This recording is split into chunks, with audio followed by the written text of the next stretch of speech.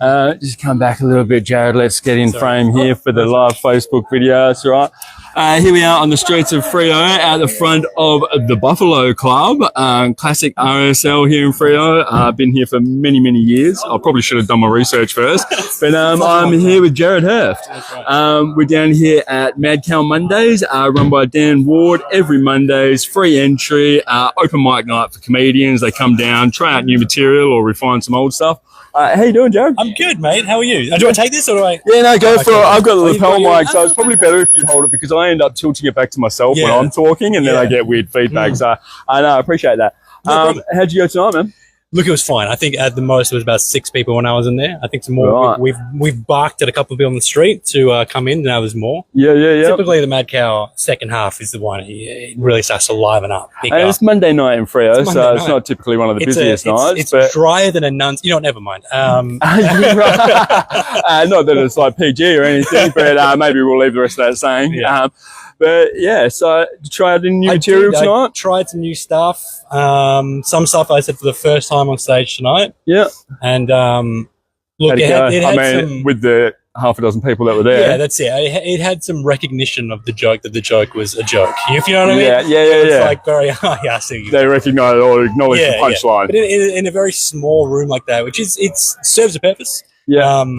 But in a very small room, it's like people sort of feel like they need permission to laugh a bit more because it's so quiet. They're like, I find you to be sort of not so much deadpan, but you don't laugh at your own jokes. You know, you've got some comedians that sort of laugh at their own jokes. I think there's a psychology in it. Yeah, I think sometimes it prompts people to know when the sort of punchline is. But I noticed with your stuff, you don't really do that. You just keep a straight face. Probably not super intentional, but it definitely. I used to do it intentionally. Yeah, right. When I first started, every once in a while, I'll just see how it goes. Yeah. Me laughing at my own joke and see if it lands. And then, I didn't like the way it felt. Forced? It felt forced, didn't feel natural. Yeah, right. And the most important thing for me now is just appearing natural on stage. Yeah, but you find that even without that sort of forced prompting to help people recognise the punchline, people are getting what you're saying. Yeah, I try and make my stuff pretty... not obvious, but like, a punchy punchline. Yeah, nice. Whatever the hell that means. How long you been in the comedy game for now? Fucking dick. A couple of years now. Couple years? Yeah. Oh shit, that's all right. Yeah, it's been good. It's been good fun. I love it. Sammy in the background there. You get that with street interviews, especially here in Freo. Yeah. But 2 years has been great. And how are you going with it? Are you sort of trying to dedicate more time to it now? And because you also do other things like music and acting and stuff like that? Podcasting. Are you cutting more time out for comedy? Yeah, well, I realized only recently that comedy started to sort of slow down a little bit. Yeah. Because I'm working more nights. Like I play music for a living, so I'm gigging on the weekends. Yeah. You can see me playing all over the place. Jared Hurft Creative is my music page. Check it out. Follow him. Find out where all his gigs are. I'm playing all over the place. I've got 5 music gigs this week. I also teach acting some nights, a couple nights a week, sometimes a few nights a week. So how long are you doing the acting gig for before you got into comedy? I was acting for about 10 years. Yeah, right. Maybe. And you feel sort of coming from that background, it sort of made the pathway into comedy easier? Yeah, definitely. And your sort of stage presence and stuff? The stage confidence, yes. Yeah. And then the only thing that it worked against me was, as an actor, you are trained to like, all right, here's your lines, you remember your lines, and you get out there and you say your lines. Yeah. But like comedy doesn't really need that rigidity. It needs you can get a heckler every now and then. Yeah, that's right. You need to be malleable. You need to be like a bit more free flowing. Like, how do you go with the hecklers? Can you just sort of work it into your routine, or you just sort of pause and reset? I don't really allow for heckling. At the most, I'd be like, "Hey, thanks, man. Have a couple of drinks to drive home." Yeah. What's the best heckle you've ever got? I don't know. I don't even remember. Like, honestly, I speak too quickly, and I get to the punchline as fast as possible, so there leaves no room for gaps. Yeah. Best heckle. I don't know. Someone told me I look like a youth pastor. Yeah. I don't know, man. That's I don't know what that means. Not that I really know many youth pastors to sort of compare it against. I grew up in church, so I get it. I don't want to look like a youth pastor, but I get it. I look like a youth pastor. And now for the So praying portion. We're going to pray together. Come, let's let no. I don't want to pray. I thought you were fucking for real. So out of the sort of 3 creative things that you delve into, if you had to focus on one and cut the other 2, what would it be? Oh, that's such a good question. Dude, I don't know. I would get rid of acting. I'd stop acting. Really? But between music and comedy, I'd probably say I'd have to stick with comedy. Really? It's a very different level of enjoyment. How long have you been in music for? And music I've been playing music since I was 6 years old. Right. Playing professionally for about 5 years. So if you could only get up and perform in front of people with one craft, it would be comedy. For multiple reasons. Not only because like the chatting with comedians, right? Camaraderie, the making the crowd laugh is next to nothing. Yeah. It's hard because music is a different kind of enjoyment for me. Yeah. It's kind of therapeutic. Yeah. And it's kind of like I can lose myself in it. I'm playing songs. I've got crowds in front of me and it's great. But I'm not engaging with the crowd much. And when you're playing, are you playing originals or covers? It's all covers. I'm just and so you feel with comedy, it gives you more of a creative outlet because obviously you're coming up with all your own jokes. Yeah, that's right. Do covers of people's bloody comedy sets. No, that's right. Same with acting. It's and with acting, you're sort of being handed a script and it's somebody else's creation that you're trying to bring to life. But with comedy, you're creating the jokes and That's stuff. right. And that was the hesitation for me getting on stage the first time. I wasn't scared to be on stage. Yeah. I wasn't scared to be in front of an audience or a crowd, big or small. It was just the fear of me I'm gonna say this and it might not work was enough that I put it off for years. Yeah, right. But then, and did you always have that sort of confidence in your stage presence, or was that something you had to learn through the acting side of things? I learned more stage confidence during stand-up comedy, doing stand-up comedy. Yeah, right. I've done theatre stuff before, a couple hundred people or whatever, or I'm the main character, I'm singing and dancing, if you can call it that. Yeah. And acting and whatever, but it wasn't the same level of confidence. I think because I can hide behind the character. Yeah. Whereas like you're kind of exposed in comedy, so you have to learn to be yourself. I was going to say, which one sort of hurts more when you don't get a good review? Like comedy's that instant feedback from the thing. Music, if you do a bad gig, it's I'm background noise generally, right? So even if no one's paying attention to me, I'm still enjoying it. Yeah, right. Like I played a gig at the Canfield. There's thousands of people there. Yeah. It was after the Ashes. It was WA Day. The place was packed out, and I'm playing just pub hits. Nobody's really paying much attention. No, they were there. Oh, really? They were there. There was thousands of people in front of me. Really? So I was like, did you ever get a bit of a mosh pit going? No, I mean they're all dancing and stuff, but I was like, I had the same level of enjoyment that gig as I would playing the weekend gig where I had 7 people. You know what I mean? Right. It's the same thing. It's more energy to do the bigger gigs, but it's like I enjoyed the same level. I give the same sort of level of performance, but comedy hurts way more when someone like in here. I had a couple. What about like an acting gig? You ever do an acting gig and like do your bit, and then you get off set and they're like, yeah, it wasn't really what we're looking for, and. No, it's hard because with acting, you are preparing way more, right? So you get the script so far in advance. You learn the dialogue. You work with the directors to get a performance that they want, and then the cameras start rolling. You know what I mean? Yeah. And then like you get it. I teach acting as well, so basically you get 95% of the way there before you're on set. Then when you're on set, the director kind of leans you because there's so much setup involved in shooting those scenes that you want to make sure you're not the person that's going to let it all fall over. You block the scene beforehand, you rehearse, you get the character down, and then when you're on set, you're like 95% of the way there, and then that's when the director gives you their extra nudges left or right. You know what I mean? And then it's perfect. It's not. It's a lot of preparation beforehand, which is what I thought. Why I thought comedy would be similar. Yeah. So we were talking earlier. I spent a couple of years reading books and watching podcasts. Yeah, no, you sort of really done your research and sort of the structure of jokes. Oh, dude, not just the structure of jokes, but like human beings triggers that we have for laughter. Like what do human beings? What is it about us that triggers laughter? Yeah. And it's like I think the official like dictionary definition, I might be wrong, is like. What is it? It's like an exhale or something. No, it's like you build up the tension and then you break it. Laughter is a what is it? It's like a unexpected response to a shock or a surprise. Something like that. Yeah. Where it's like it's like a relief almost. Yeah. You laugh because you're relieved. Yeah. You know, it's So it's sort of like an exhale. Like you build up the tension, everybody's holding their breath, waiting for the worst thing to be said, and then you throw a curveball at them, and they're just like. So it has to match up with their expectations. Yeah. So if you set up an expectation, the setup is the setup, and the expectation of the crowd is that it's going to be something funny, and it isn't. Yeah. And then that just deflates. Then it's like to quote Adam Bloom, who is that? Yeah. Who's had him on your podcast? Podcast Does This Work? Podcast. If you're looking at this, have a look at my podcast on YouTube and Spotify. It's called Does This Work? A comedy podcast where I talk to comedians all over Perth. In fact, one of them, Adam Bloom. Kid's coming on to do one.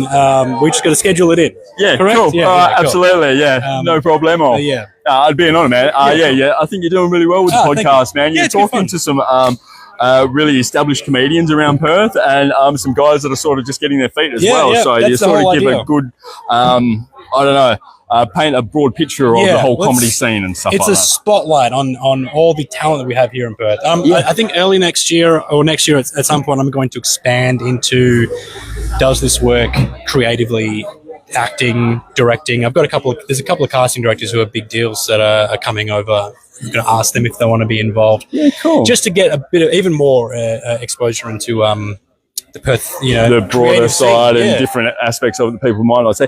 Just quickly, I've got to take you back because I know anybody watching will be like, what was that quote from Adam Bloom you were about to mention? Oh, yeah. So Adam Bloom, who's written a book called Finding Your Comic Genius, is the only book, the last book that you'll ever need if you want to learn how to do stand-up comedy. Or if you're an established comedian and you want to learn how to up your game, you read this book. But he talks about something called a balloon pop, which is kind of like the punchline of a joke. Not to give too much away from the book, but without the pop, the balloon kind of just deflates, which means the joke hasn't landed, the punchline hasn't hit. You don't blow up a balloon just to watch it go, woo! That's it. You want to blow it up. You want it to pop. Yeah, you want it to pop. But I don't want to quote too much of the book. You got to go and get it yourself. Adam Bloom, go find his stuff online. But nice. And which of the three sort of fields that you're in would you say is easiest for anybody to get into? Like you hear people say anybody can be funny, they just got to work at it Comedy. Comedy, really? Comedy, because you can easily contact Dan Ward. Yep. And say, can I get a spot? Or Molly, can I get a spot at Madcow? And they'll be like, yeah, can you go up in 2 weeks' time? Yeah, you'll be up, which means you have 2 weeks to now get a set ready. To That's get not 5 bad. minutes ready. You have fire under you. Similar with music and stuff, like finding gigs and stuff, and do you have to audition more with that sort of thing? With music gigs, I don't have to audition. And with that started as I don't want to work full time anymore. Yeah. So my wife was like, well, leave your full time stuff, but you need to have full time wage. So I was doing multiple things to create a full time wage. I was doing videography. I had one music gig a month. Yeah. And I was getting paid not much to do that one gig. But so what was your main profession before you took that leap? I was working at Youth Pastor. I was working at JB Hi-Fi. I worked there for nearly a decade. Right. I did a lot of jobs. I worked for a judge at the district court. I worked at a factory. I worked at Cotton On. I worked at Roger David. I worked at Subway. I worked as a real estate agent. I worked. The list goes on. On and on and on. Apart from the working for the judge in the district court, though, a lot of those were sort of the retail sort of sales. Just sales jobs. But the district court was a good job, and then I've done a lot. It's too much. What sort of aspects of working in the district court sort of thing like? It was just interesting. Were you one of the stenographers sitting there? No, I was a judge's usher, so I was the guy that says all rise when the judge walks in. Yeah. How many times did you practice that before you had your first moment to say like all rise? Yeah, voice cracked the first time I said it. No, I have no idea. It was all rise, and then I was the guy that hands up like when a lawyer gives up like evidence. Yeah. If there's like a criminal trial, they were going to hand up this evidence. Yeah. I'd take it from the lawyer. You're like the dude that stands next to Judge Judy and stuff like that. Burns or something like that. I forget. Yeah, I don't know. But every time I said that I used to work as a district court usher, they're like, oh, like the guy from Judge Judy? Hilarious. Yeah, it's good. It's good fun. But yeah, like comedy would be the easiest to get into. Yeah. Acting, it'd be obviously music, if you can play music, if you can play an instrument, you've got something already. But like, I was sort of one of those people that got a guitar, learned how to play a couple of tunes, strum a couple of chords and stuff. But then it just sat there for 10 years. And for some reason, I thought that if I just had a guitar for 10 years, then I would know how to play. Yeah. It doesn't work like that, It's you got to ride the bike. You really got to put in the hours and stuff. I think I've built up enough of a like repertoire now. Yeah. To like pretty much be like play 3-4 hour gigs. I charge whatever I charge as a one-man band because I'm looping stuff. So there's a lot going on in my gigs. It's not just me with acoustic guitar playing acoustically. I'm building. For prices, inquire at Jared Herf Collective. Jared Herf Creative. Creative, that's the one. Yeah, everyone's got a collective now. I've noticed that. Every Facebook page, it's like something collective. Yeah, it sounds like there's already a lot of people there, you know, like straight away. Yeah, like, we've already collected a lot of people, and really it's just one dude. It sounds like a cult, right? Like, yeah. Welcome to the collective. Yeah. Cults aren't that bad, no way. It's just a few people ruined it. I think the general theory of them can work, really. Yeah. Kit and I are starting a cult. If you'd like to be involved, contact Kit and myself at thecollective.com. Yeah, there's an early enrollment specials. Definitely not. But which one would you say has opened more doors for you? And sort of which one do you find has had the most welcoming community? Comedy. Really? Comedy's been the most welcoming community out of, I mean, it's hard, like two different questions. I think opening more doors, possibly acting. Yep. Because I've met some pretty amazing directors, casting directors that are casting for all kinds of things. I'm not allowed to give anything away. I've got some amazing actor friends that are in Netflix shows. How many non-disclosure agreements you have to sign in acting? I've got some. Yeah, I've got some. That is also something you can't disclose. Which industry is sort of like, do you think you've got to fight for roles and fight for spots and stuff for that? Acting. It's not really a fight though, I got to say. Like, my music career takes care of itself now, right? Yeah. So, but with acting, it doesn't really feel like a fight. It kind of feels like all right, let's throw that out there and see if it sticks. You know? Unfortunately, and if you are looking at getting into acting, unfortunately, what it comes down to is a flip of the coin. Right. Being in the right place at the right time. Right place, right time. You just happen to cross the right desk. It's wild. But it's completely out of your hands. So you could do an audition and send it off. You can't sit there and thinking about it because no one's getting back to you if you didn't get it. Yeah. They'll get back to you. You're better off just moving on and focusing on other projects. And if it comes around, it comes around. Because then your agent will be like, I remember that audition you did like 6 months ago. You got a callback. And then now you go do the callback and put that out there and see if it sticks. And then like wait another month or two. And then you got it. Oh, great. Now I can celebrate. But it doesn't feel like a fight. It just feels more like, and even comedy doesn't feel like a fight because we're all in the same boat. We're all open micers. Yeah, even the pros. I think all the local comedians sort of just appreciate somebody having the balls to get on stage and just fucking bear it all, you know, and just sort of leave yourself exposed. The Perth comedy scene, the people that are doing the stand-up comedy are genuine fans of comedy. We love comedy. We love talking about comedy. Nobody really treats it just like a day job that they sit and go into. No one comes here and goes, oh, fuck, I've got to get on stage. Fucking got to get on and do 5 minutes. No, it's a privilege. Like some of this is people's lifelong dreams. You know, most of the stuff that I've done, music, acting, and comedy, has been midlife crisis things. I'm like, if I don't do it now, I'll be 60 wishing I'd done it. So there's no point waiting. Yeah. What are you waiting for? I sort of didn't realise how easy it was, you know. Like I always looked at comedians on stage and thought like that's a whole other world, you know. And also the hardest lesson and best lesson I ever learned with anything performative, no one gives a fuck about you. Yeah. Right? As in, that might sound harsh to hear, no one cares about you, but like it's the reality. It's the reality of like you doing 5 minutes. If you get up and do 5 minutes, you've never done it before, and there's a crowd here, which is now a lot more full than when I was doing my 5 minutes up here an hour ago. Yeah. Like no one's nobody's going away and talking to you about sort of spreading bad things about your name and talking smack. No one's going home and writing in their journal, Jared was so shit tonight. I think that was his name. He did a pedophile joke, you know. It's like no one cares. Yeah. It's like you just do what you want. You know, YOLO, whatever I had to say what the kids are saying, but you know. And I think that would sort of, with that comes a freedom that you can get up there, say whatever, and just know that you're not going to be tied down to it. Just before I let you go, because I know you've got to get home, you've already been on tonight. If you were going to arrive to a gig and make a grand entrance, would it be like in a pirate ship with a hot air balloon and like float in, or a chariot towed by flamingos in gimp suits? It'd be the pirate ship, no? Pirate ship, the floating pirate ship. Yeah, I mean, that's a little more badass. It's pretty epic, eh? Did you say hot air balloon? Yeah, like a sort of Zephyr sort of blimp. Yeah, that's great. Instead of just like a Goodyear blimp, like a pirate ship underneath it. Oh, that's way more badass, right? Yeah. I'll have the crank the Pirates I think of the it says Caribbean way more money, Yeah, that's it. And flamingos, I mean, you know, who am I do sort of question how much leg strength they've got to tow a chariot. Yeah, that's right. Also, I feel like the only person to get away with doing that is like Elton John. You know what I mean? Yeah. And then he'd get off with his big hair and his big gown, and all the flamingos would make sense. Yeah. He gets off, he hops down and he sings "Can You Feel the Love Tonight?" as he walks past and pats his flamingos and thanks them for the effort they put in their gimp suits. He kills them at the end of the show, by the way. Oh, yeah. Just I don't know if you know that, but flamingos are a delicacy. Elton John kills flamingos at the end of his shows. I want that out there as well. You heard it here first, people. Straight from your house. It's an exclusive. Elton John gets towed into events on flamingos and then eats them at the end of the show. And then kills them and eats them. He doesn't even cook them. Yeah, I hear. It's just for sport. He likes it raw. Nice. Anyway, we'll wrap this up. I'll let you get out of here. Thank you. Champion, man. Thank you, brother. Pleasure talking to you. Yeah, absolutely. Make sure you check out Jared's podcast because I'm going to be on there soon.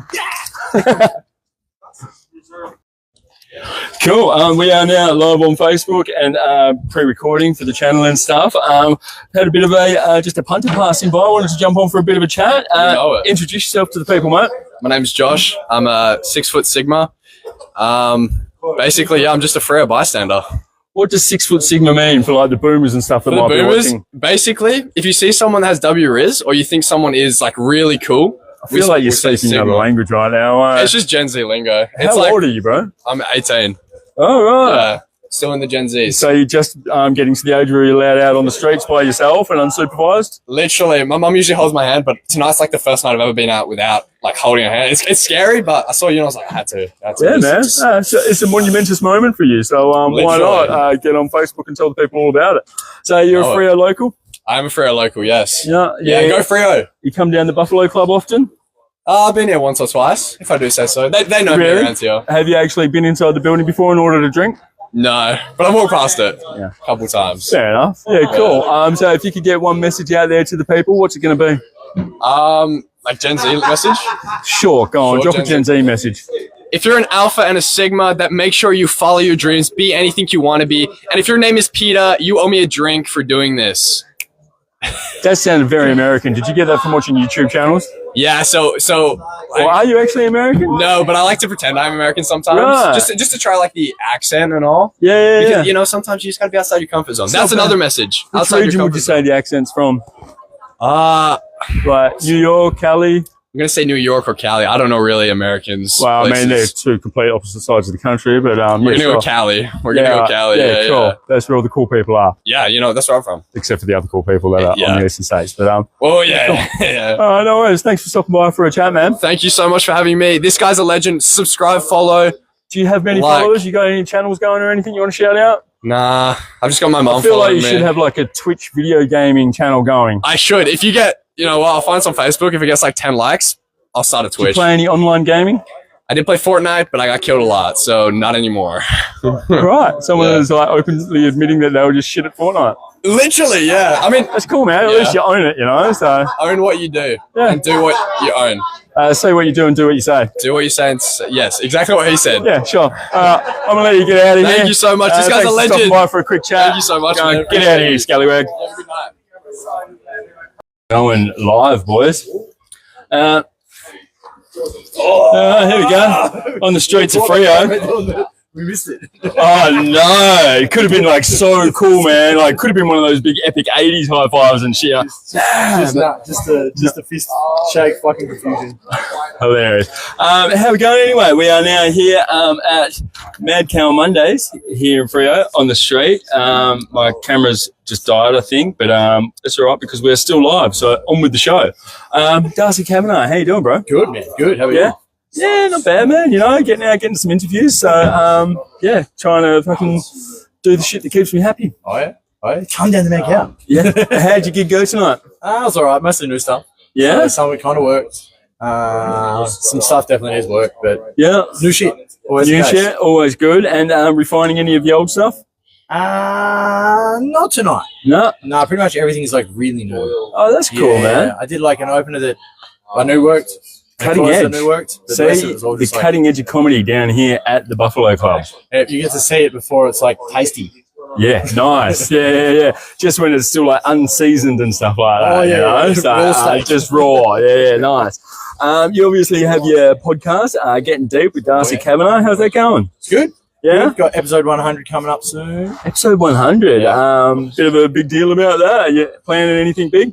I should be, but I haven't even booked anyone for it yet. Planning is like a foreign concept. It's meant to be out on Friday, so yeah, nice. we'll see what I pull together this week. Yeah, nice. And any good guests and stuff that you want to sort of shout out to? I had Jill on last week. Yeah, Jill Cordner. Yeah. Nikki Justice. Did you need to put up the captions for her and get a translator? I don't know. I think people can understand her enough. Yeah. That's all right. She's got the thick Scottish accent. I think she plays into it sometimes, but a well-established comedian here around Perth. Yeah, fucking, and a wild life. Yeah. She grew up in a village of like 200 people, which was, I didn't expect to hear that. Far out. Yeah, Her right. parents just abandoned her in Edinburgh at 17. I was like, all right, this is the recipe for a comedian. That makes sense. Yeah, for sure. That's some childhood trauma to draw on. Oh, yeah. Oh, Nice. Yeah. Speaking of like sort of stuff to draw on, where do you feel you draw most of your comedy from? Just the stupidity of existence.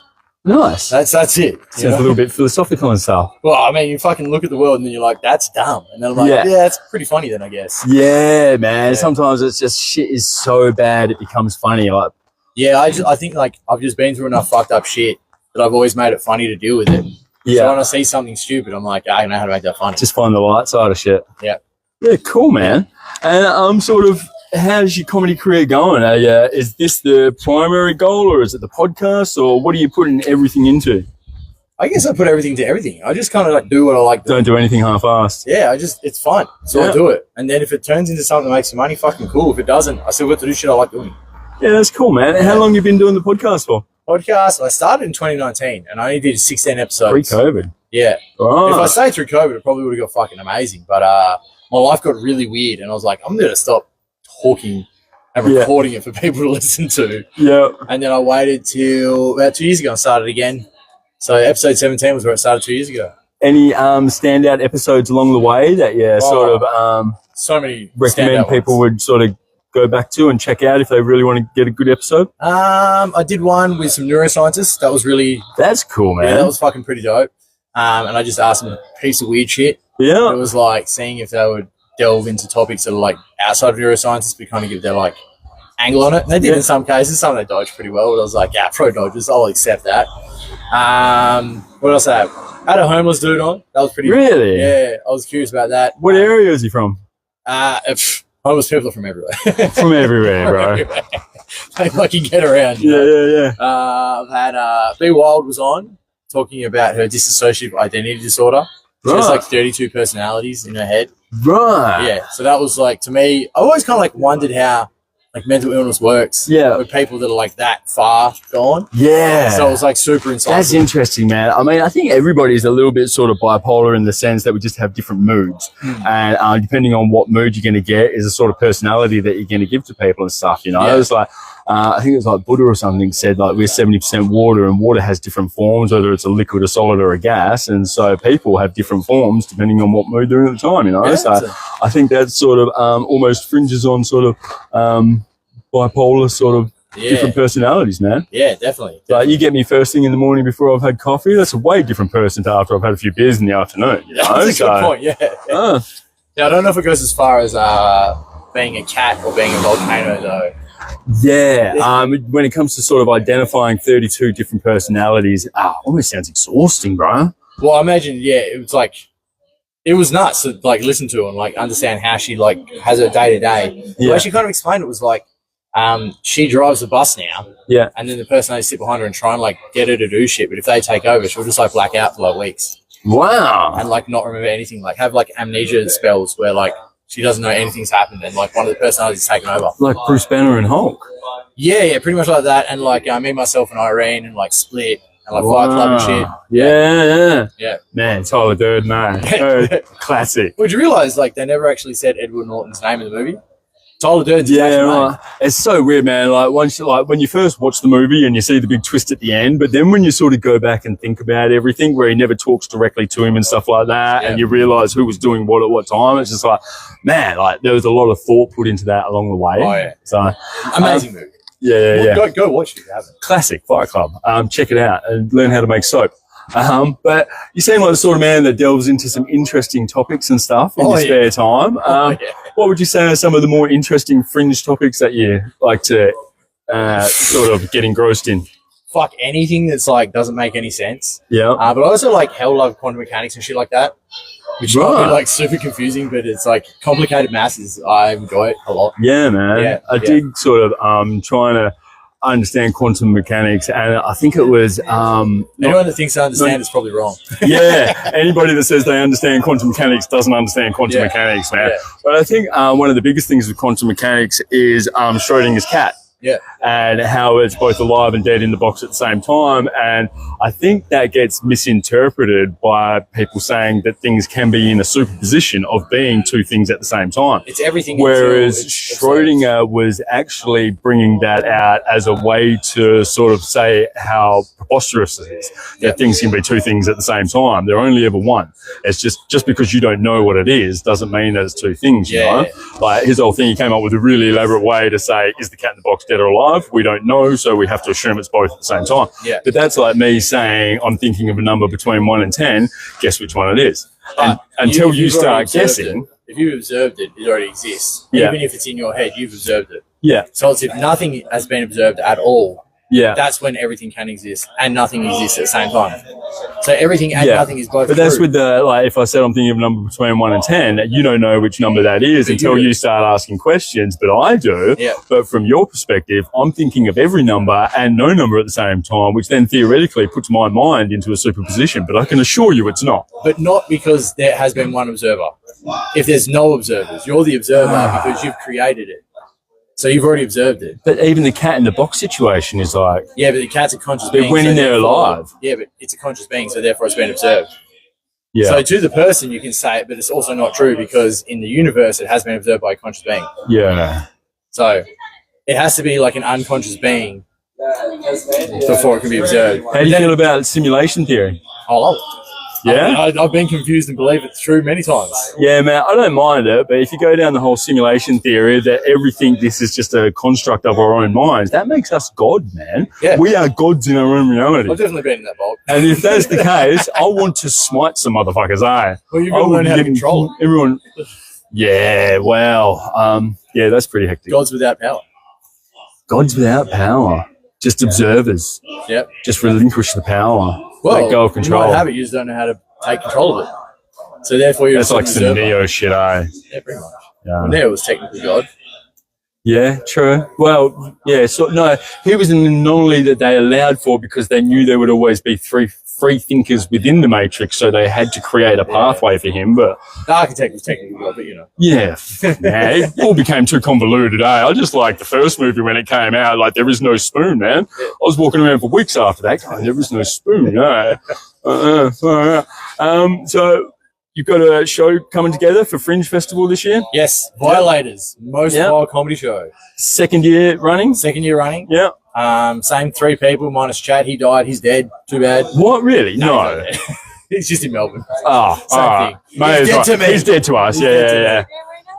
So yeah, it's me, Gareth Knight, David Morgan Brown. And what can people expect if they're willing to go and see Violators? The most wild shit you can think of. We're going to have the jokes about the most fucked shit. Yeah. It's going to be great. It's going to be funny. You're going to laugh at it. Is there any violins involved? No violins because I feel like Violators sounds like a great name for like a violin metal band.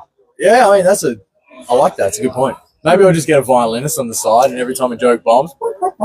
Yeah, see, that could work, yeah. And people will be like, this isn't that viol, you know, and be like, no, the name's for the violinist, you know. Well, last year, I did have some women come up to the end and they're like, you didn't have enough rape jokes. And I was like... Not enough rape jokes? Yeah, not enough rape jokes.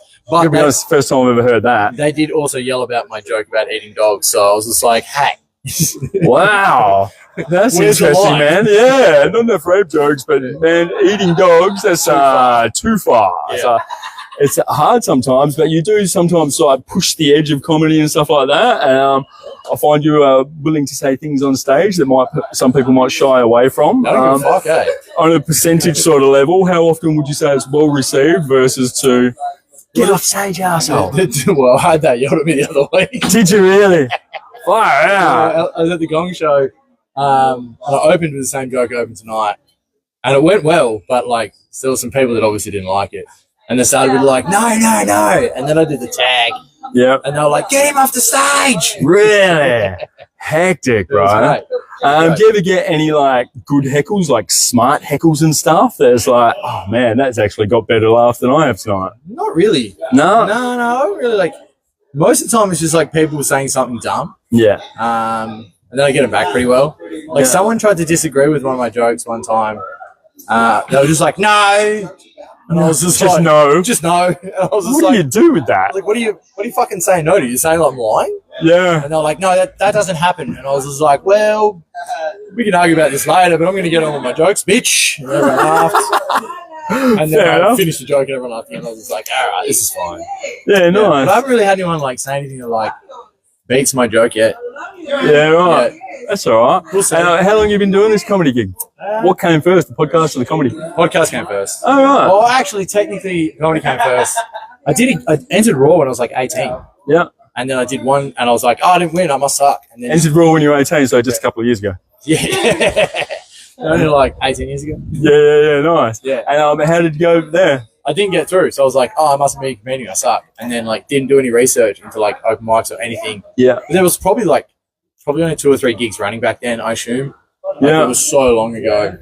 Have you ever sort of done sort of looking into structures of jokes and Not sort of then, no. setup and stuff like that? I Or? just thought you were funny. Yeah. I just thought like you come out, you do some shit, it'd be funny, and then you just like people pay you to do it. I was just naive as fuck at 18.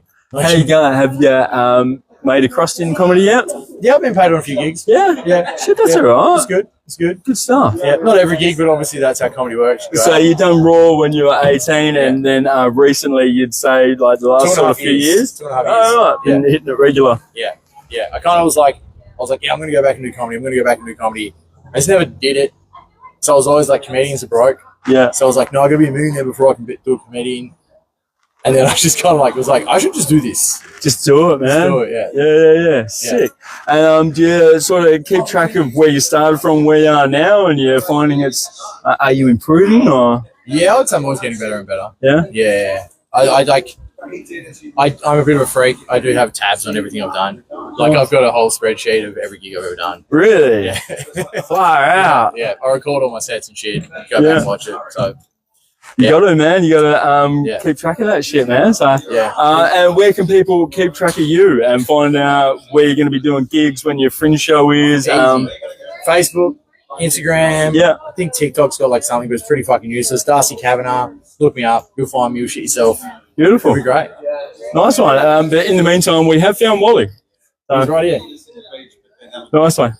Champion, Darcy. Thanks for stopping by, mate. Cheers. All right, Omar, get in here, brother. Get in frame. This is the Facebook. That's going live right now. And that's just the pre-recording shit, you know. But I managed to get Omar, man. How you doing, bro? Yeah, pretty good. So Omar is a regular around the Perth comedy scene. I see you regularly up at the Gong at the Comedy Lounge.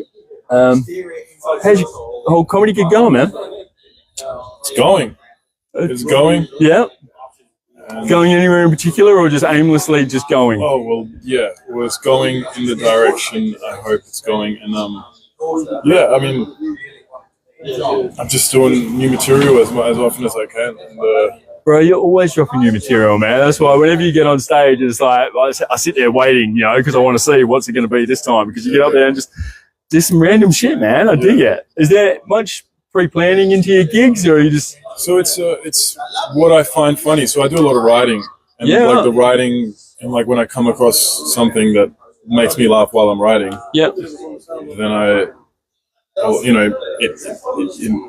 it incites an energy inside me, which I'm like, yep, there it is, boom. Bring that to the people, see if they feel the same way. Phone and I'm like, yeah, let's go. Like, so there's been gigs where I don't know what I'm doing that night. I have a gig in the night and I'm writing in the day. Yep. And then like I write, or like I'll go through a dictionary and like there's prompts or something. Right. And the prompt will give me the idea, and I'll be like, that will be so funny. So you're sort of purposely just going through the dictionary looking for like a funny word or definition that's part or of the something. Writing. So it's like half just random writing, half of it's prompt writing. And yeah, cool, man.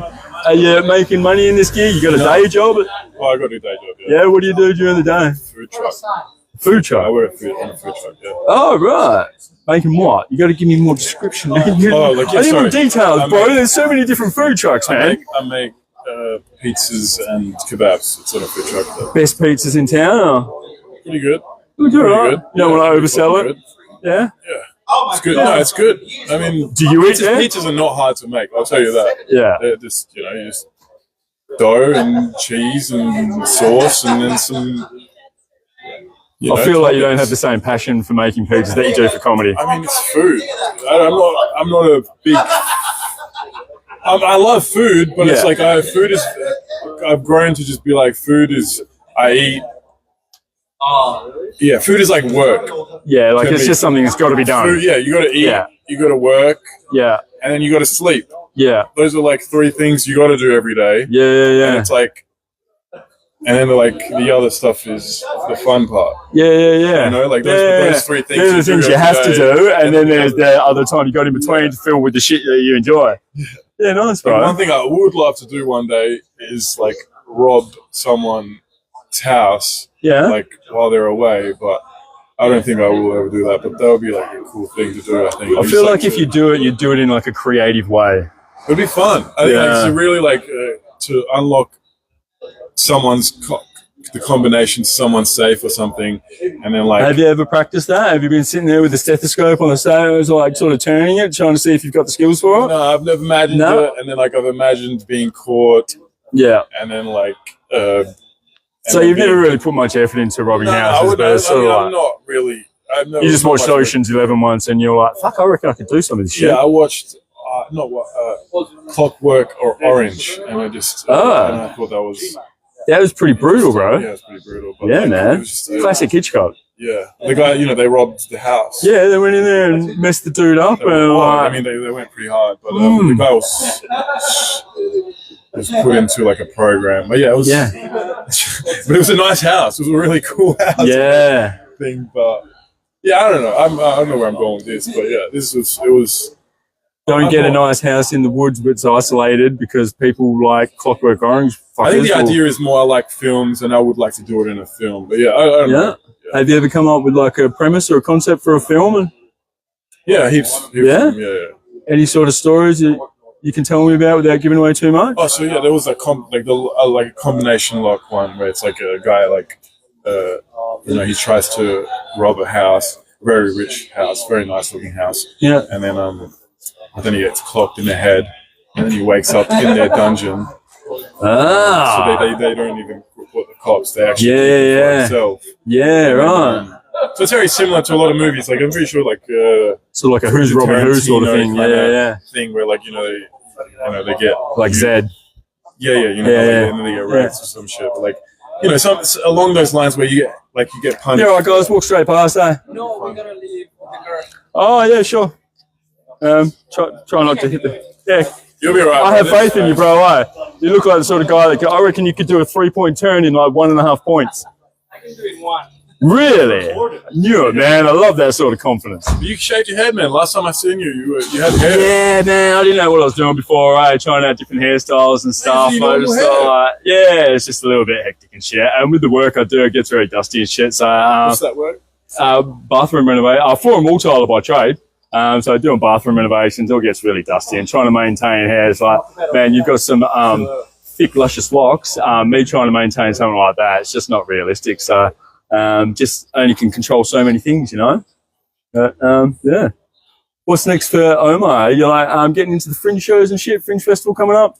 No, I don't do much of that. I need to do it though, producing my own shows. Yeah. But, I was just honestly doing as many open mics and seeing what works, and then trying to figure out what's my voice kind of thing. I think I'm still trying to figure that out. Yeah. I feel like you've got a lot of creativity in you, and you're just sort of trying to refine it and find the best way to sort of release it to the people. Like fringe, I know people that don't do fringe, and then people that do fringe. It's like, because I learned to actually, for someone is people do fringe, but everyone that does fringe does their normal material, like this material that they already know works. Yeah, right. It's like you can get better if you don't do your own material. If you go up and do no material, you actually learn more than if you go up and just doing material that works. Yeah. Have you ever looked at sort of different aspects of comedy as opposed to just the sort of stand-up, set-up, punchline, deliver, like sort of slapstick comedy or anything like that? Or Yeah, I've done like so many. Yeah, I've tried different things. yeah? Yeah. I feel like you could pull off like a Charlie Chaplin sort of gig, you know? What would that be? No Charlie Chaplin? I know Charlie Chaplin. What's a Charlie Chaplin gig? I suppose it's sort of more his characteristics and stuff like that, you know, like his sort of presence and stuff like that, like a sort of awkward sort of presence and stuff like that. And it's sort of his movements and his motion and stuff is That's what part of the comedy. I mean, I understand what you're saying, but the thing is, I think the biggest thing that's holding me back is nerves. Yeah, I think so. Like a lot of times, like I'd go off stage and I'm like, man, I wish I just said that. Like I thought of it in a different way when I got off. Yeah. And I was like, man, why didn't I say it in that way? It's because the nerves held me back, and I just said it in this way. It was still good. It was still like a good. It went well, but it's just like sometimes it's just those little lines and stuff that more like flexibility to it. It's just like it's a less fear, less nerves. It's just like with fear and nerves just hold you back in so many ways. It's like, I got to say, man, you look pretty confident when you take the stage and stuff like that. So it doesn't. You say you got nerves, but that doesn't necessarily translate because you get up there and just seem to do your thing. And sometimes the crowd digs it. Sometimes you don't get the best response, but I get gonged a lot. But at the beginning, I have like always that first joke works because I'm like I come on with the confidence. Yeah. But it's like as I'm there more often and looking at people, it's just like the nerves just creep up. Yeah. Go yeah, nice. Where can people keep up with everything you're doing? Just follow the comedy in Perth. You got any socials going and shit that you put clips up on and stuff? I'm the worst. I'm the worst. That's all right. Means that if people want to they've got to put in the work if they want to find you, you know? You don't want to make it easy, you know? It's like if you're coming to see Omar, it's because you put in the work to find him. So definitely. I don't put my comedy up on. If I'm going to put something online, it's going to be more something like this, or something more not like a comedy. If you want to come, if you want to see the comedy, come and see it. Don't just watch fucking the stuff that you're talking about. Also in the back of my mind, I want to put that out in a different way, like in sketches or even something like this. It's like really cool. I've never.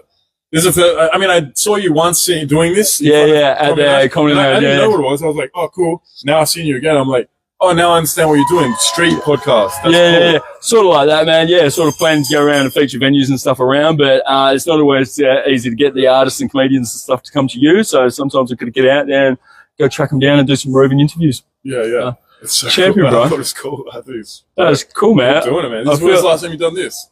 Hey? Do you do this all the time? No, man. I mean, it's sort of just like a hobby at the moment because it's hard to justify investing too much time into it. So the last time you did this was? Last time was Freo Beer Fest, just the other week and stuff. I went around and hit a few of the comedians there, got to catch up with like Chris Pacillo and Tom Ballard and stuff like that. And also sort of speak to some brewers and stuff like that as well. Just like sort of promoting and supporting anybody from WA that's chasing their dreams and going down their creative path, man. So... we appreciate you, dude. No, you're all right, man. Cool, to be honest, I'm just building a podcast that's based on me featuring everybody else's talent, you know? So I think it's dope. Because, that's the best way, I think. I think cool, brother. Really cool. I appreciate that, man. American champion. Thanks for stopping by for a chat. I'll let you go. But, keep up with Omar. Always interesting every time you take the stage, bro. So definitely something to look forward to. I'll let you go. Get out of here, bro. It's up to you. I didn't mean to interrupt what you're saying.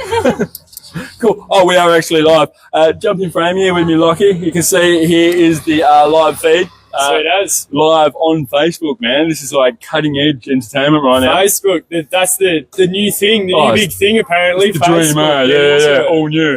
How you going, brother? Good, mate. So you're here emceeing for the night at the Buffalo Club, Madcow Comedy. That's it, hosting the show. Mondays. Started at 7. It's now 9:45. So, oh man, there's some hectic hours. Comedy marathon, guys. Yeah, nice. you got to get down here if you're in the area. It's a free show, so a lot of people come and go. You know, so not everyone's sitting for 2.5 hours, but some people do, and they have a great time. How many acts are on tonight? Tonight, I'll just guess. Yeah. I'll go about 15. Far out. That's not bad. And for free entry and relatively cheap drinks here at Cheapest the drinks in Freo. That's their claim. Cheapest drinks free in Freo. comedy. You know, like how can you go wrong? Tell me a little bit about your journey in comedy, mate. You are one of the younger faces you'll see on the scene around Perth. Where'd you start and what kicked it all off? That's it. I thought I was the youngest person to ever do comedy when I came in. What's up? Sorry. No, you're all right. I'm very sorry. No, that's all good. Michael Demansky. What's it called? Light burst. Fuck off. What does that mean? Don't worry. He's just given me some really bad news. Oh, really? Apparently, he reckons my $1,000 spotlight burst. Oh, So, bro. You have to make me sound like a retard. Bro. So this is anyway, don't even worry about it. It ebbs and flows. Shit happens. ebbs and flows. How many hours did you get out of it? Oh, not that much. Nah, probably only like 100. Oh man, that's Don't worry. pretty hectic. I'm sure I'll fix it. It's probably just a fuse or something. That's like 100 hours for $1,000 light. That's like $10 an hour, bro. pretty much. Just for the spotlight. Pretty much. Fucking hell. And you obviously got that because you have started your own comedy room. Yeah. Wild West Comedy. Wild West Comedy. We got monthly shows at Billabong Brewing Mairie. Yeah. And also a weekly show at South Street Ale House. Weekly open mic, South Street Ale House, 7 p.m. Yeah, nice. Half price dinner there. Half price dinner there. Cheap Really? drinks as well. Yeah. Shit, man. Free comedy show as well. So You're making this comedy gig very economical for people to get out and experience. that's you know? it. So, I'm in great debt. I think that he is taking the hit so all of you can enjoy comedy. My comedy business, I am not a businessman, I've decided. I've spent way too much money on my comedy business. You're doing it for the love, not the money. That's it. Apparently, that's what you got to say. How now. old were you when you first took to the stage and thought, I reckon I can have a crack at this comedy gig? I was 21. Really? Yeah. I didn't even think you were 21 yet. Nah, I'm 23 now. Yeah. Oh, yeah? Yeah. Oh, so a couple of years? Yeah, 2 years. Yeah? About 2 years. And how's it now. going, man? Like, I feel out of all the people you see on the scene, you are probably one of the most consistent, regular faces that you see around just grinding, man. It's a grind, but I also just enjoy it, you know? Yeah. Like I feel weird when I haven't done a gig in a certain amount of time. You know what I mean? Like if I haven't done like at least like 2 or 3 gigs in a week, I feel like anxious. I'm like, I got to get up there. I got to share my ideas. Like a gym junkie that hasn't been to the gym or some shit, man. I got to get the reps in, bro. It's not that. It's not that I think I need to be heard. I just enjoy doing it, and I enjoy getting the feedback of others. When you come up with something silly, like a silly idea, and you get a whole room of people laughing, can't beat today. And things don't always go to plan. You don't always get a room full of people laughing. How do you bounce back after a bomb? You just forget about it. Just like Teflon, eh? Just like nothing sticks. Just like do something again. Do another gig. Just go out and do it again. It'll get better. Yeah. No, what's the worst gig you've ever played? Oh, I had a pretty bad one on the weekend, I'll be honest. So I put on I shouldn't say this as this is bad advertising, but no, you got to own the wins and the losses. I put on a show at the Billabong Brewing in Mairie. I spent way too much on ads, and 3 people bought tickets at $10 a ticket. I thought they were priced for the economy, you know, so everyone could just come in. I sold 3 tickets. 1 person showed up, and the 1 person was my dad. So the show still went on though. The show you still got up there, still delivered your material. Got up there. Man, that would be hard to muster after you know you're already at a loss. And seven comedians all did a personalised set just for my dad. So man, he must have felt pretty special for that, eh? Well, I got home. You should have played on that, eh? Just be like, it was all for you, dad, eh? It was. But I got home and he said, "Well, that was." Disappointing. That's like such a dad thing to say. Hey, like, I'm not even angry. I'm just disappointed. You know. He wasn't angry or disappointed at me. It was just unfortunate that no one else came. And is it hard to sort of come out to your parents and say like, I'm thinking about trying comedy?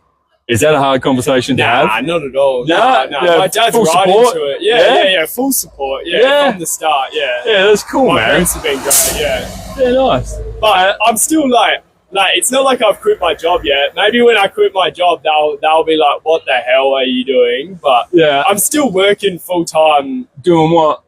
Diesel mechanic. Yeah, right. Anybody that's seen one of Lockie's sets will know that. And so how long you been doing that gig? 4 years. So I'm a 4th year apprentice. Just got a few months to go. I hope my work Just about doesn't fully find out I do qualified? comedy. And you're about to throw it all away to chase a comedy dream. That's it. No, I'm not going to throw it away. I'm going to get that ticket and then I'm going to just chill for a bit. You know? Yeah, nice, bro. And like it's just about fringe time here in Perth. Any fringe shows or anything like that you put together or a part of? Or? Yeah. I got 2 fringe shows this year. So one of them's 3 Minutes to Kill, 3 Minutes of Fame showcase. So that's just like a panel style show, like a bunch of comedians. Everyone's doing 3 minutes. We'll have a winner for that show, and we'll be hosting it, doing a few roasts and that sort of style of thing. And then the other one is a 5 comedian showcase. Everyone's doing 10 minutes each with Perth's most fucked up comedy. It's called 100% fucked up comedy. And we're doing like edgy, dark, like shit you won't see out here at the clubs. You'll be seeing it. You'll be seeing a bit of everything. So we've got some stellar lineups for that. Hosted by myself and Roz Evans. Oh yeah, yeah, right. I've seen Roz around a bit, and you're a great host as well. So should be a good show, even if just for the host. Who would you say is sort of one of the darkest, edgiest comics around the Perth scene? Come on, I'd probably say you got Josh Durkin. He's pretty dark. And then I think Alex Flay tackles some pretty challenging premises. Felix Mav, Chris Picillo as well. They all go for it, you know. They don't hold back. Who would you say is probably one of the safest comedians that's going for like that sort of PG comedy that's like sort of Seinfeld sort of? Dude, not too many in Perth, to be honest. Nah, not like you can't really pinpoint too many. Ant Mexies is probably the cleanest bloke I know out there. Yeah. Oh, good old Ant, you know, he does a pretty clean set. Interesting stuff. Who's a comedian that you sort of always want to stick around to see them on stage because you're just interested to see what they're going to deliver? You're a man in the know. I know these are hard questions, Lockie, but you're the man in the know. There's heaps of people that I watch. I like watching Ronnie Neville. I think he's got some good stories, and it's just interesting to see how his material works in certain vibes, you know? Yeah. Ronnie Neville is one of the Irish comedians here in Perth, alongside guys like Ian Burke and stuff. Do you feel their Irish accent gives them like an edge up when it comes to telling jokes and comedy and stuff? Yeah, they're all terrible usually. It's just because of the accent. Just because of the accent. Honestly, Ian Burke's accent, man, is so smooth. I reckon I could just sit there and listen to him tell me how to put Vegemite on toast. So I'd just be like, tell me more, Ian. You know? Yeah. Nah. See you later, Darcy.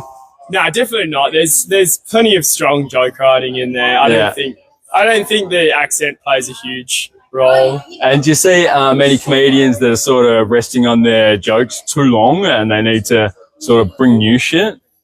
Yeah, I'm not saying who, but... Oh, come on, man. Nah, not a chance in hell. You're the nice guy. You can drop names. Nobody's going to say shit. Nah. Everyone's got that 1 or 2 or 3 or 5 minutes that they've got in their back pocket and they're just like, it works, it's good, it's good to have something to rely on every now and then. It's nice. It's bloody nice going out and having a room full of people, you know, they're going to laugh. You feel confident. This shit's worked 100 times before. Yeah, I suppose. I can't blame him, you know. I wish I had a solid, 10 minutes that I knew I could keep in my back pocket and do every single time and crush. I reckon you've got some solid sets. Crushing is a good feeling. Yeah. Good shit. Where can people keep up with everything Lockie Skinner's doing? Wild West Comedy Clubs on Facebook and Lockie Skin Dog Comedy. LACHY Skin Dog, SKINDOG Comedy. Nice. Good stuff, bro. All one word, Instagram. I expect to see good things from you coming up. What is the ceiling? Like, what is the sort of pinnacle of what you're hoping to achieve? Just so we can look back in years and be like, did he achieve it? Jim Jeffries, I'm coming for you. Yeah, nice. I want Jim Jeffries' career. Yeah, good shit, man. Nice. Oh, nice, man. Champion, thanks for stopping by. I'll let you go. You already had a big night, bloody 2.5 hour comedy show, MCing. And, I gotta go fix my light. Yeah, hectic, bro. I haven't lost enough money this week. Anyway. I'll let you go, bro. Get out of here. Good to talk, mate. Yeah, nice one. See you, bro. Winner, Lockie Skinner. Cool. Managed to pull aside another one of the comedians that was on the lineup tonight. Zach, how you doing, mate? Yeah, I'm great. Nice to meet you. Good to see you. Molly Kerr. We'll have a chat with her soon. We're doing a fringe show together.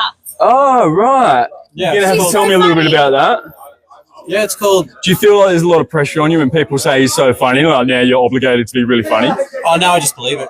Yeah. Yeah, right. Nice. Just believe it. Yeah, that's Mildly cool. confident. Yeah. I dig that. So, new to the scene. How long you sort of been in comedy for? I've been doing it for about 10 years, but I finally decided to stop procrastinating and do a fringe show. Nice. Yeah, cool. Also, Molly Kerr here as well. What's the name of the fringe show?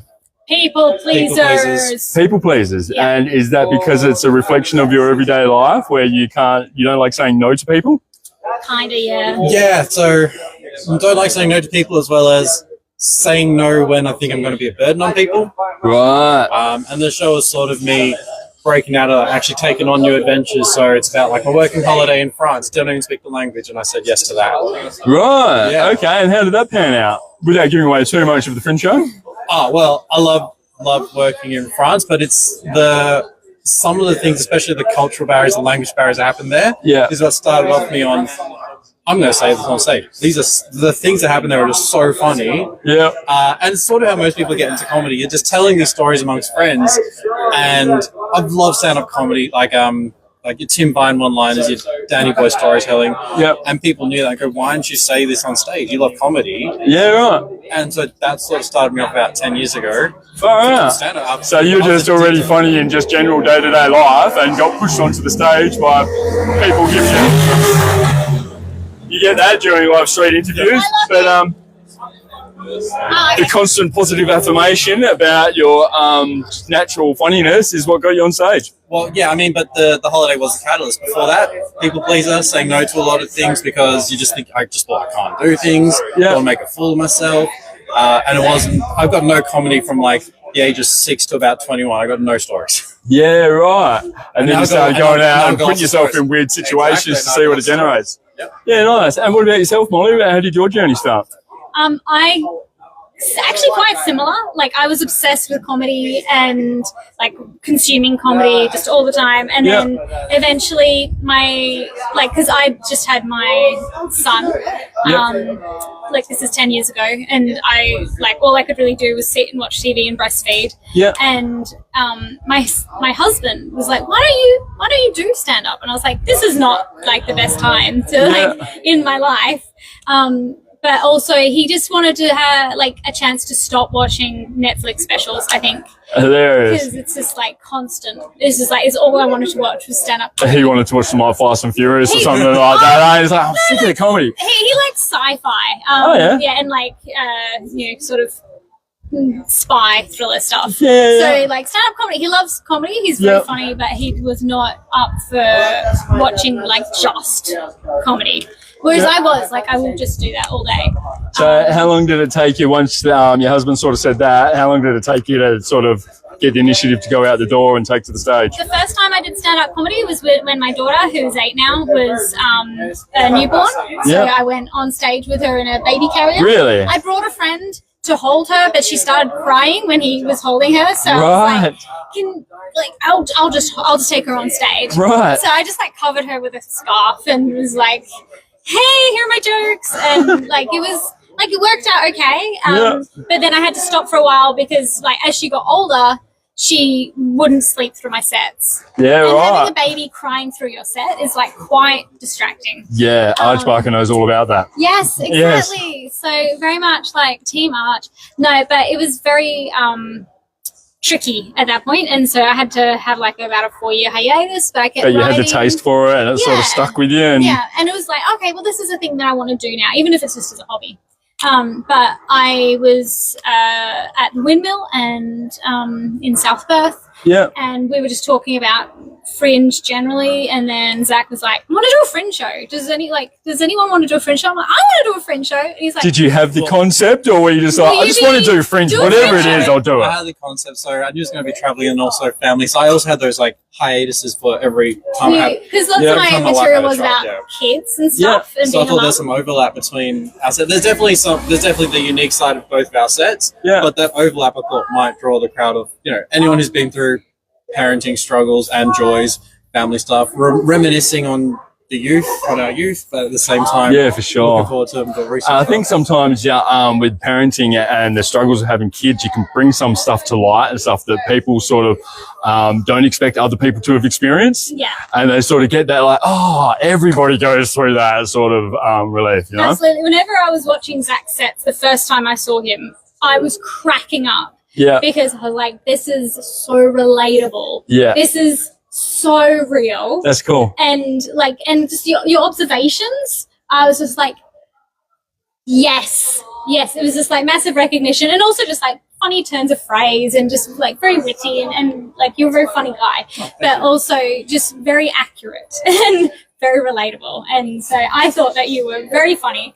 And as a parent, was like, oh, we both are on like the same wavelength. Yeah, we'll do that with Molly when I heard yours. I was like, yes, this is what me and my wife go through, which is why I asked Molly, do you want to do a fridge together? Because the stuff we say about our own parenting situations is just like so much crossover. So many I thought parallels. it just stitches together so nicely to do a fridge show together. And so did it take long to sort of map it out, or did it all just come sort of naturally and like sat down and within moments you sort of had an hour fringe show planned out, or was there a bit of grind behind it? I'm still kind of writing my but I tried some new stuff tonight. I got probably more on the parenting and less on the travel, just to balance the show. Like I've got more than, so we're doing 20 minutes each, and then our MC Aaron Smythe, who he runs Fluffy Duck. With his wife Candy, and they they have kids, and so he's got lots of material about being a dad and like having kids and those experiences, and again experiences that we're like,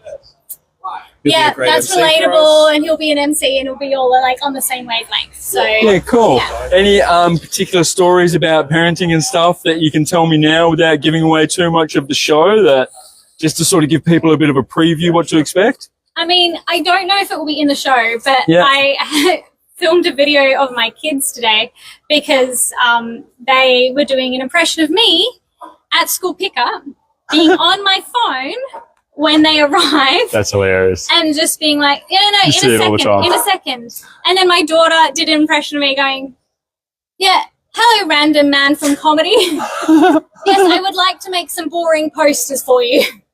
It's weird sometimes to see like your kid's perspective on how you are as a parent and stuff like that, but kids, man, it's interesting. We decided to start a new tradition with our kids last year, like the night before Christmas. We'd give them like a little present and stuff like that. And, so we started filming it and stuff, and it was going to be like a little gingerbread house so they could all sort of start building together. Started filming them. The missus, who's back there at the moment, shout out to the missus. Well, one and only, never leave me lonely. She gave them the presents. They unwrapped it, started filming. Took about 30 seconds before they were talking about penises and vaginas. I'm just like, man, this was meant to be a nice, wholesome family video. It's just like ridiculous. Kids never stick to the script. Yeah. They do not. I'm going to leave you two for a second. I'm just going to see if Dan needs help. And no, you're all right. Too easy. So, Zach, tell me more. Yeah. So, different experience. I've got like a 4 and an 8-year-old. So when the 8-year-old was born, you got like 3 different people telling you that there's no instruction manual for raising a child. Yeah. Absolutely not. When my 4-year-old was born, they said, just watch Bluey and you'll be fine. Yeah, nice. They make it sound real simple, eh? Yeah. Other advice they gave us was like, they're going to wake up every 3 hours for a feed. Yeah. Don't wrap them too tight because you might crush their chest and they'll die from SIDS. Don't wrap them too loose because they might put the blanket over their face and die from SIDS. Yeah, right. So, and again, they tell you 3 times, but no one told us that, they'll wake up every 3 hours, say on a Monday night. Yeah. Then on the Tuesday night, they'll sleep full 8 hours. Yeah, man. No one told us. No routine, eh? When my wife and I woke up on a Wednesday morning to the sunrise going, oh my gosh, we finally got a full night's sleep. Yeah. He didn't wake up. Yeah. Oh my God, he didn't wake up. I was going to say, it's almost like panic sets in, eh? I know. We just like, is he alive? Go check on him. Yeah. So it's sick and noisy kids sometimes, but then it's like, hang on, as soon as they stop making noise, you're like, I feel like I need to check on them now. I know. So not only is that a preview, it's also a PSA for any new parents out there. Yeah. That's going to happen about 3 months in. So yeah, nice. I feel like that's some good advice, eh? Not to sort of expect a routine and stuff, but to almost expect the unexpected. He was alive. He was just, just to sort of wrap that up and stuff, and didn't want to leave it on a cliffhanger and stuff. Everybody's like texting at the end, did the kid survive or what? Nice, man. And sort of comedy goals, aspirations and stuff. Anybody that you would love to open for or anything like that, or gig alongside of? Jeez, no one's even asked me that. Who did you sort of watch as like inspiration? Anybody like that? Yeah, so let's say Tim Vine, Danny Boy. I've been to Danny Boy when he was in Perth. Dear Epson, that was a great one. Again, he's a lovely storyteller, and that's the sort of comedy I'd like. More recently on Netflix, I'm watching like Tommy Segura. He's also another dad. His stories are also hilarious. Yeah. But I mean, he's got Netflix specials. I'm away. That would be goals. Yeah. You never know, man. If I had to, I'd probably bring a comedy venue to.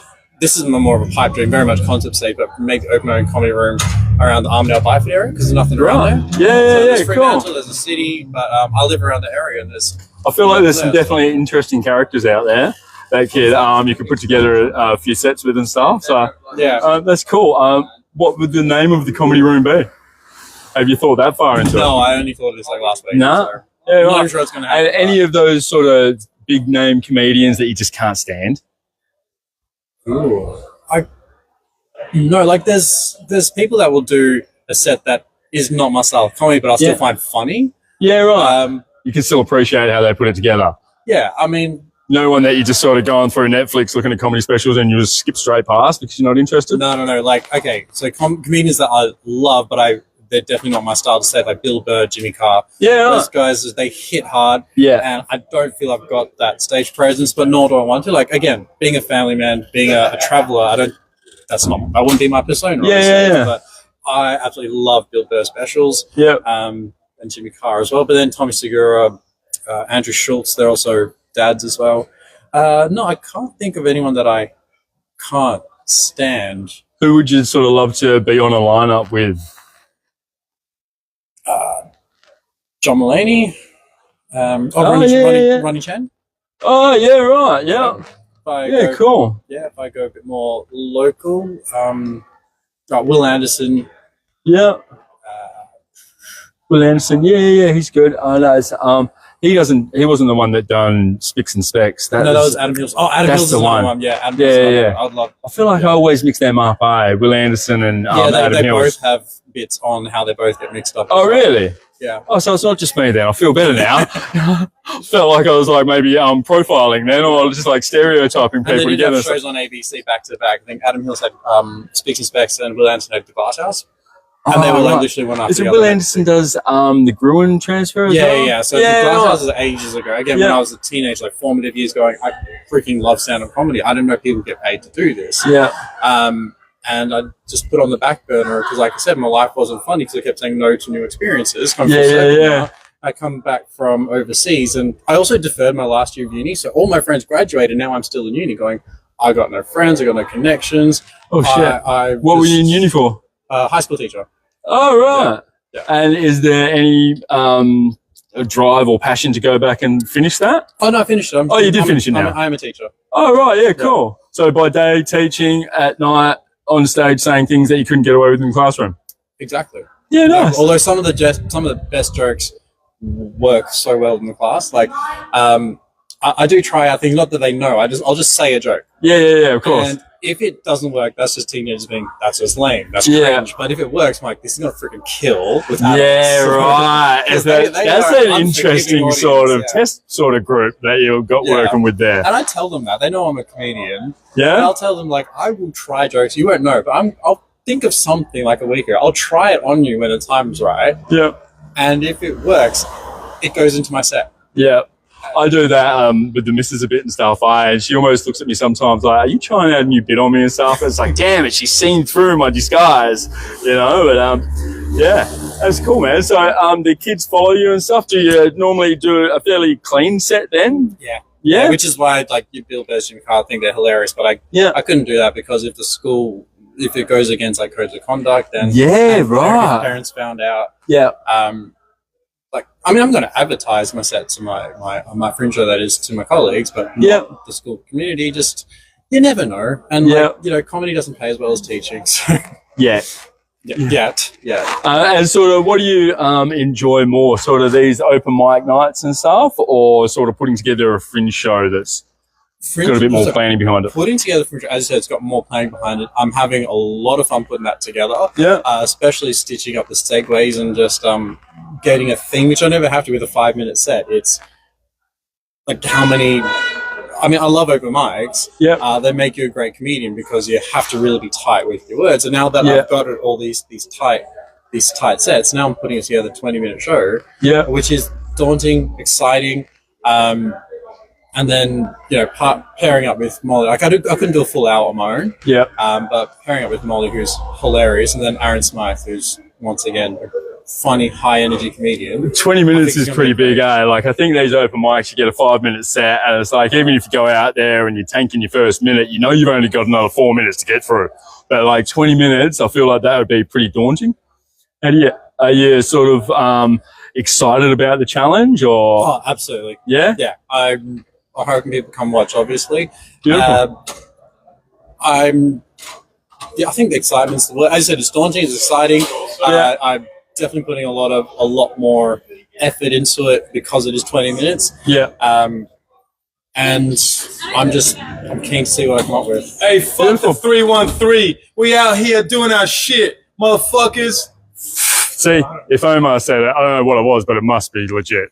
Anyway, Zach, how can people keep up with everything you're doing and find out about your Fringe show and get out and see if they can? Yeah, so the Fringe show is People Pleasers. You can go on the Fringe World website. I'm also on Instagram at GoMe Comedy. Yep.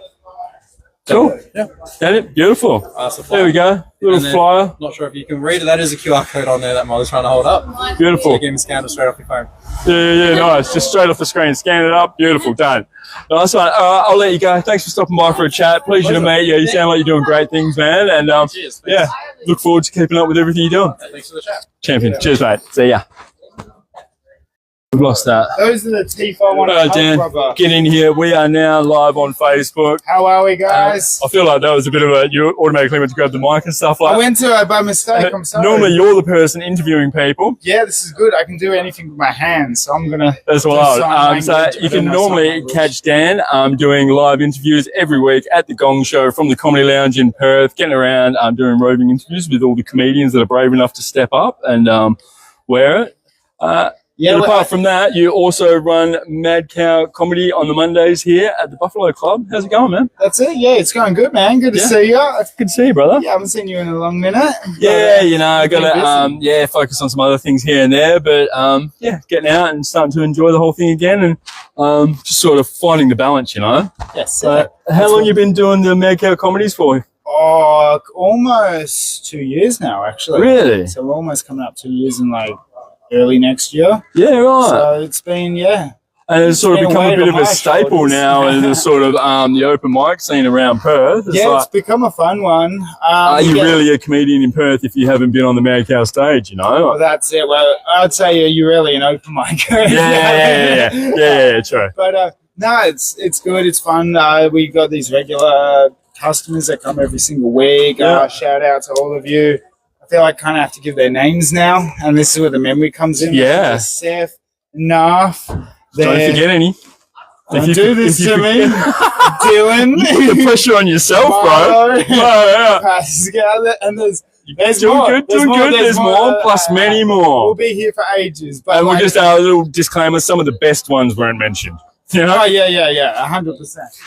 The show's going good. We had a good audience tonight. Not too big, but not too small. 2.5 hours, like Skinner was saying. So this one went on for a bit. That's a good show, man. And considering free entry, cheapest beers in Freo, can't go wrong. Yeah. Well, you build it, they'll come, man. And how's your comedy going? Because you quite often take to the stage. Yeah, it's going good. Yeah. I'd worked on some freshy stuff tonight. That was fun. I was talking about is this age rated? Can we talk about paraphernalia on here? Yeah, you can talk about all sorts of stuff. I did a set talking about the guy I picked weed up off. You had a Pokemon?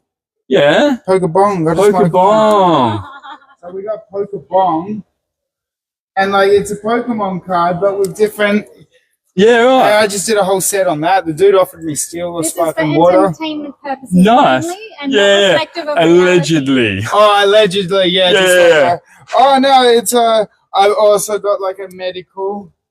We're good. We're good. We're good. Nice. Doctor's orders. It That's was the doctor interesting. saw. I feel like the whole Pokeball thing could be like a whole new franchise and just come up with a whole new like sort of thing where like our Pokemon only say one word You get and just three have a of stoner those sitting there cards. saying like Munchies or Bong on. Like that's the only thing they say. You get 3 of these cards, you can redeem it for free odds. Yeah. Yeah. Nice. I can see it in your eyes. You're being so professional on camera. Gotta find them all, you know? You're like Gotta collect them all. now. Yeah, nice. Far out. You're a good interviewer. I like this, kid.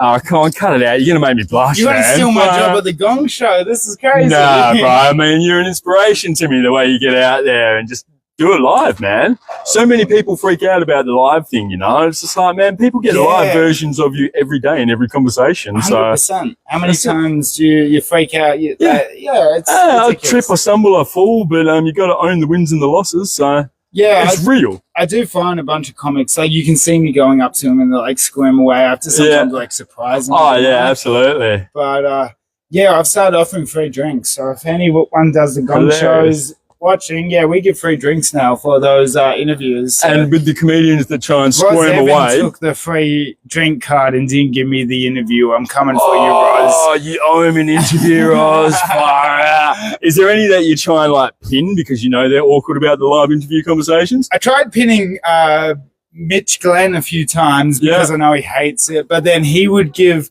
an interview that Johnny would hate so much, and then it was terrible because I felt like I was almost throwing him under the bus. And now I try and I'll actively not interview him because I don't want him to. You know the content's not going to be great. Yeah. So if he wins money, I'm like, get out now, quick, before they cut to me. Hilarious, man. And I feel like with the sort of position that you're in, doing the interviews at the Comedy Lounge and running this here, you probably know more comedians around the Perth scene than anybody.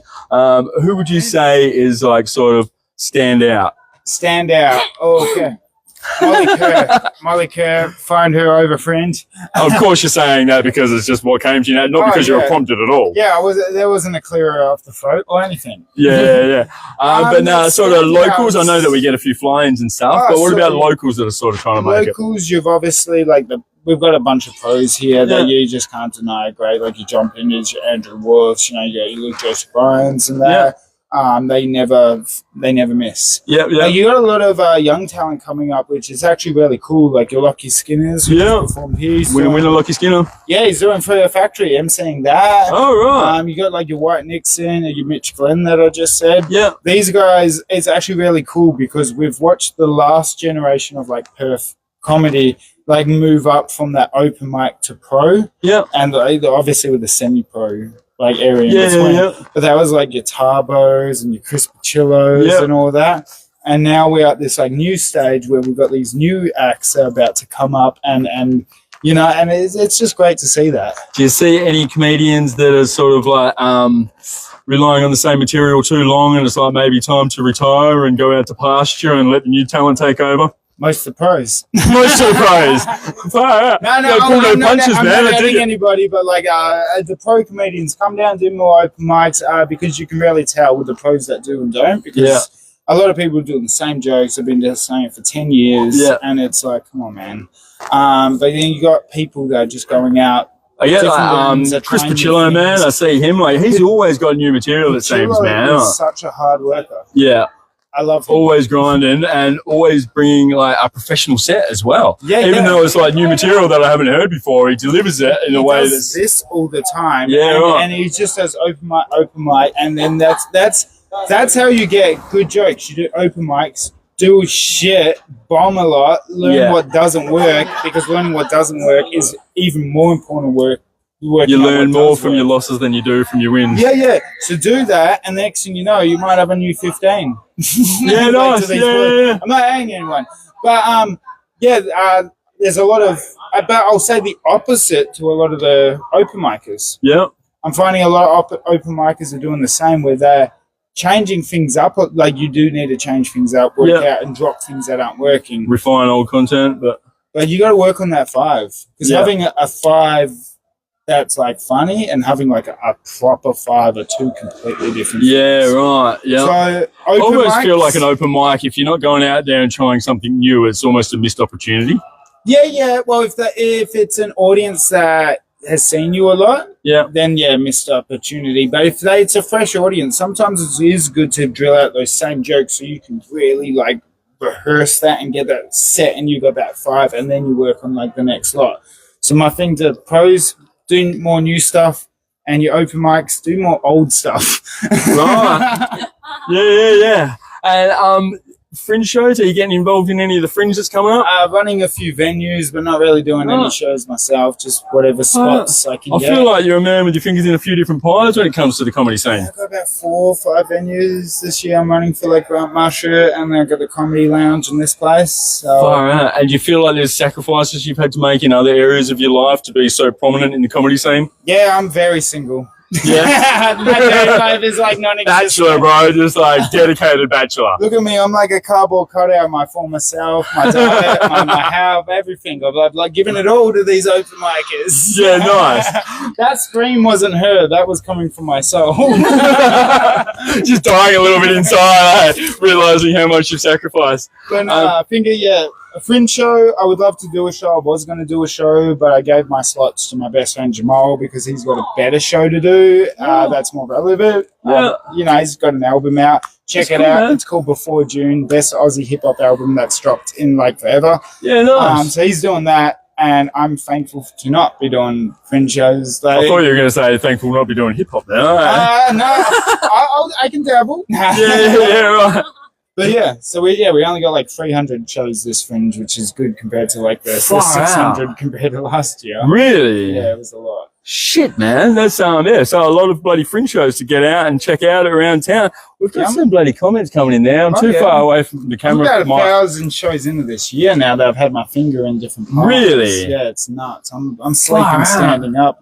Look at the yacht. And do you think that's put a bit of a target on your back? Is anybody who's like sort of eyeing off Dan Ward as in like, he's the man I got to take out to really make it in the scene? Not really, because like I'm only doing it because there's no one else doing it. Yeah. So I'm not doing it for like glory or fame or anything. To be honest, I'd much love someone else for the love of the game, just to do the spots. Are you making a cross out of it? Is it support, or you got a day job? Mainly from the Comedy Lounge, but there's some maybe a little bit, not much. But the other shows, Grant pays all right. And yeah, are you like stacking shelves in between, or are you like? Nah, you're not having to do any of that day job shit? About it like 1.5 years, 2 years ago, I like pledged. I left my warehouse job. I was like state logistics supervisor for fire rescue safety. Right. And I was like, yeah, look, I'm just gonna make money. You know what? Screw these people that need fire rescue safety and stuff like that, man. I've got a dream. I was out lighting the fires so we could sell them the equipment. Yeah, allegedly. Yeah. I was short staffing mine sites. Yeah, nice. No, I wasn't. But I've often thought about that, just like sabotaging people's tiling jobs to create work for myself. You a tiler?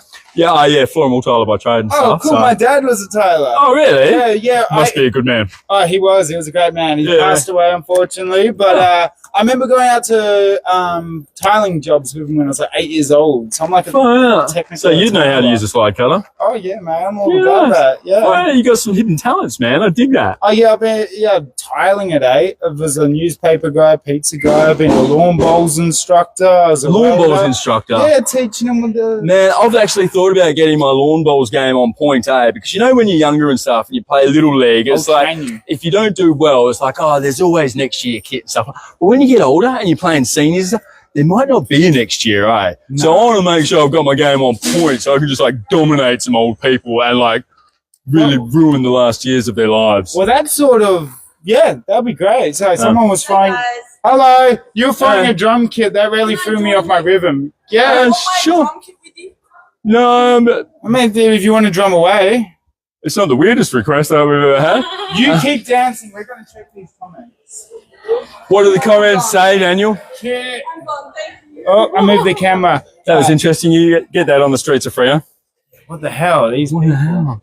But she literally threw a drum kit to do that. That drum kit's worth more than like my car. She's like, fuck drumming. I'm sick of drumming. I want to go and be on a live stream, you know? Yeah, we're famous now. We're trying to accommodate where we can. I'm loving this, by the way. The sleeveless with the vest. It's brave. It's bold. It's getting warm, you know, so going for it. And that's why all the sort of great people that make it always have weird fashion aspects about them, you know? Like Trump, he's got that hair. Like, nobody does that hair. But look how much he's achieved and stuff, you know? And like... like Kim Jong Il, you know, like he wears that weird suit and the haircut and stuff, you know. But he's like, you gotta be dedicated to some weird shit. Those drums are going to keep going. Like, I'm in Jumanji. Someone's got to roll a 5 or an 8 for me to get out of this. Oh, for sure. Locked in the jungle, boy. I thought that was when they were hitting the snare. I thought that was a gun at first. I was like, damn. Like, you got to be careful, man. On the main streets of Freo, you never know. He's triangulating my position. We better wrap this up. But just quickly, let me ask you a couple of random questions. If you had to wear a top hat or a beanie every time you're on camera for the rest of your life, which one's it going to be? Oh, it's a top hat. Really? Yeah. It's got to be a top hat. Classy? Yeah. I can do more tricks with a top hat. I think I'll be more respected, listened to. If I put top hat, if I put on a beanie, I'll look like that badger or whatever from like Breaking Bad. Nice. I've already got the physique for him. I just need the scabs on the face. Beautiful. And if you had to eat the same meal every day for the rest of your life, what would it be? Do I have to make it, or does someone make it for me? I'll give you that grace. It'll be made for you. Lasagna's up there. I'm a bit of a Garfield fan, but yeah, that's solid, man. That's a solid meal. Like vodka tortellini is like my favorite pasta, actually. That's all right. Vodka tortellini. Yeah, that's nice. Bad, yeah. Is there enough vodka in there to get you a little bit tipsy when you finish the meal? I think it burns off, but I just put some can of butter in there, and I'm fine, mate. Oh, nice. Sound like a little bit of a foodie as well, man. Like, for a skinny guy, I love to throw down in the kitchen. Don't get me wrong. Good shit. Yeah. Oh, champion, man. Where do people keep up with everything that you're producing and supporting and a part of?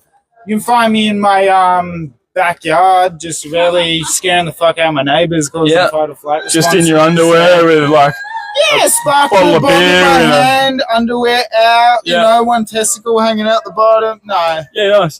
You can find me every Thursday, 7 p.m. at the Gong Show live stream at the Comedy Lounge YouTube page or on Twitch.